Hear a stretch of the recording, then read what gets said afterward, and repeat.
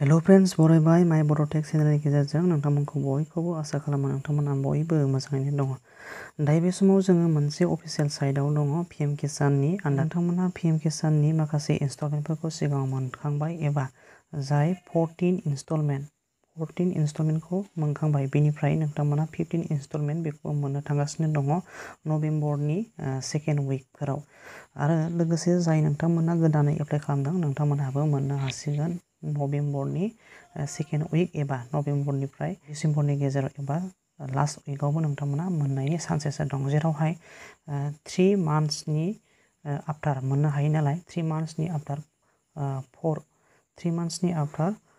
4 मान्थ्सआव group नोंथांमोना मोननाय जायो। जेब्लायबो pm-kissanनि माखासे इनस्टलमेन्टखौ मास मोनब्रैयाव ग्रुप मोननाय जायो जेब्लायबो। बेनिखायनो नोंथांमोनहा बेवहाय नायनो हायो जे सिगाङाव नोंथांमोना नुनो मोनदों जुलाइ 26 नोंथांमोनहा मोननो हाबाय 14 इनस्टलमेन्टखौ। थिग बेबायदिनो नोंथांमोना एबाराव 15 इनस्टलमेन्टखौ नोंथांमोनहा मोननो हागोन नभेम्बर दाननि सेकेन्ड उइकआव, नङाब्ला नभेम्बरनि लास्ट उइकआव नोंथांमोना मोननायनि चान्सेस दङ, गोदान आरो गोजाम गासैबो। अब्ला लोगोफोर, जाय नोंथांमोना pm-kissanनि माखासे इनस्टलमेन्टआव प्रब्लेम जानानै दं एबा बहु समनिफ्रायनो नोंथांमोना प्रब्लेम जादोंबा नोंथांमोनहा बेहाय मोनसे अप्शन नुनो मोनदों गोजौआव e-KYC बेजों लोगोसे नोंथांमोना आधार कार्डखौ एकाउन्टजों लिंक खालामनानै लाथारनो नांगोन, अब्लासो नोंथांमोना क्लियार जागोन।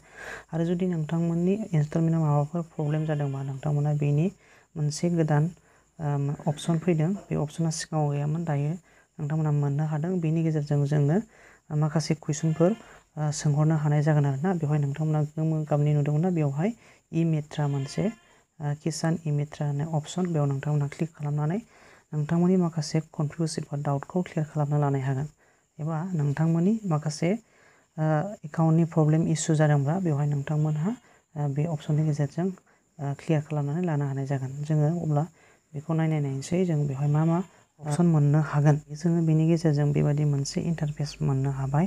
बेवहाय बुंदों welcome to Kisan e-Mitra, I am your personal assistant, please let me know how can I help you. नोंथाङा मा मोनसे सलुसननि सायाव बेवहाय स्टेटमेन्ट होनो बेखौ नोंथाङा बेनि गेजेरजों मोननो हायो। नोंथाङा जुदि I have not receive my last instalment payment, जुदि नोंथाङा सिगांनि इनस्टलमेन्टखौ मोनाखै, थांखांबाय नाथाय मोनाखै, अब्ला नोंथाङा बेनि गेजेरजों बेखौ क्लिक खालामोब्लानो बेयो सेन्ड जागोन आरो नोंथांनाव मोनसे बेहाय रिप्लाइ फैगोन आरोना, मा प्रब्लेम जादों बेखौ नोंथाङा रिप्लाइ मोनगोन। बेनिफ्राय आरोबाव नोंथाङा जुदि tell me status of my pm-kissan एकाउन्टनि सोमोन्दै नोंथाङा बेनि स्टेटासखौ मिथिनो लुबैदोंबा बेहाय क्लिक खालामनानै होयोब्लानो बेयो सेन्ड जागोन आरो नोंथाङा बेवहाय रिप्लाइ मोननो हानाय जागोन आरोना। बेनिफ्राय what is issue with my pm-kissan account, बेनि इसु एकाउन्टनि प्रब्लेम माखासे इसुफोर दंब्ला बेनि क्लिक खालामोब्ला नोंथाङा बेनि एन्सार बेहाय मोननाय जागोन। जुदि नोंथाङा गोजौआव होनाय गासैबो अपसनफोरनि गेजेराव नोंथाङा कुइसन सोंनांगौ गैयाब्ला, गुबुन गोदान नोंथाङा सोंनांगौ दङब्ला नोंथाङा नैबेहाय इन्टार खालामनानै नोंथांनि कुइसनखौ टाइप खालामनानैबो नोंथाङा बेवहाय सेन्ड खालामहरनो हायो आरो नोंथांनाव माखासे एन्सारफोर फैनाय जागोन आरोना। नोंथाङा जुदि बेहाय क्लिक खालामबा जोङो बेवहाय नायनो हायो। आङो बेखौ सेन्ड खालामनोसै, दायो आङो बेखौ सेन्ड खालामबाय आरोना। अब्ला जों बेवहाय मा एन्सार नुनो मोनो नोंथाङा बेवहाय नायनो हायो। बेवहाय नोंथाङा नुनो मोनबाय ना, बेहाय dear beneficiary to access your details I request you to enter your Aadhaar number और pm-kissan रेजिस्ट्रेशन नम्बर और मबाइल नम्बर। नोंथांनि मबाइल नम्बर नङाबा pm-kissanनि रेजिस्ट्रेशन नम्बर नङाबा नोंथांनि आधार नम्बरखौ बाव टाइप खालामनानै बेवहाय थिनदों आरोना नोंथाङा डिटेल्सखौ मोननो थाखाय। अब्ला दायो बेनि स्टेपखौ आं नोंथांमोननो होबाय। जास्ट नोंथांमोना माखासे प्रब्लेमफोर इसु जादोंब्ला नोंथांमोना बेनि गेजेरजों सल्भ खालामनानै लानो हायो जाहाथे।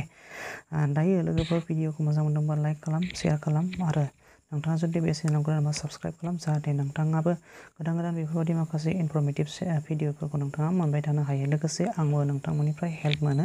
अब्ला लोगोफोर, बे भिडिअनि गेजेरजों आरोबाव मोनसे गोदान बिग आपडेट सरजाबदेरनानै होफाबावगोन जे जोङो अरुनदय आसनि एबा बेनि माखासे क्लेरिफिकेसन जोंहा मोननो गोनां गोबां कुइसनफोर दङमोन, बेनि सायाव बे भिडिअनि गेजेरजों सरजाबनानै नोंथांमोननो क्लियार होनाय जागोन। अब्ला लोगोफोर, दायो जों बेहाय जाहैबाय अरुनदय आसनिनि एबा अरुनदयनि माखासे वेबसाइटआव आं फैबाय। दायो लोगोफोर, बेनि गेजेरजों मिथिनानै लागोन जे जाय गोबां नोंथांमोनहा सोंहरदोंमोन जे गोदान बेनिफिसारिसफोरा माब्ला मोनगोन एबा मोनगोन ना मोनला 10 अक्ट'बर बारलांबाय। 10 अक्ट'बर जानाय लोगो लोगो गोजाम माखासे बेनिफिसारिसफोरा मोननो हादों, नाथाय गोदाना मोनाखै। दा बे लाख सोसननाय हाबाफारि लादोंमोन, बियो दासिमबो सोलिगासिनो दङ। बियो सिस्टेमा सोसननाय हाबाफारिया दाबो जोबाखै, बिनि थाखायनो नोंथांमोननि राङा हाबाखै आरो नोंथांमोना मोनगोन नभेम्बरनि 10 डेटआव नोंथांमोना अरुनदय जायमोन नोंथांमोना गोदान बेनिफिसारिस एबा 7 लाख दासिम सोसनजागासिनो दं, नोंथांमोना नभेम्बराव मोननो हागोन आरोना। आरो बेजों लोगोसे प्लास नोंथांमोननिसिम मोनसे गुड निउस बाव, नोंथांमोनहा बे बोसोरावनो सिएमनि बुंनाय बादिब्ला नभेम्बर एबा डिसेम्बर बे दाननि गेजेराव एबा बे बोसोरावनो होनदों बिथाङा गोदान बेनिफिसारिसफोर सोसनबावगोन होननानै। अब्ला नोंथांमोनहा बे चेनेलनि गेजेरजों जेब्ला आपडेट फैयो अब्ला नोंथांमोना भिडिअ एबा आपडेटखौ मोननो हानाय जागोन।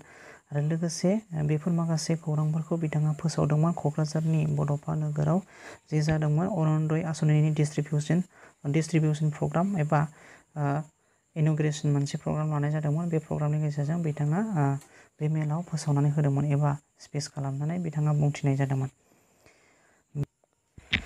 बेजों लोगोसे आरोबाव मोनसे बिग आपडेट, बिथांनि एनाउन्स होनाय बादिब्ला नोंथांमोनहा मोननो हागोन 15,000नि बारा माखासे 4 ग्रेड एबा 3rd ग्रेडआव नोंथांमोनहा जबफोर बे एडिआरएनि आन्दाराव एबा आसामनि माखासे भेकेन्सि ओंखारगासिनो दं होननानै बिथाङा बे मेलनि गेजेरजों जे अरुनदय आसनि बा 2.0 अरुनदय डिस्ट्रिबिउसन प्रग्राम एन्ड इनुगुरेशन मोनसे प्रग्राम लानाय जादोंमोन 11 नभेम्बर खालि बिथाङा बे समावनो बे स्पिचनि गेजेरजों फोरमायदों।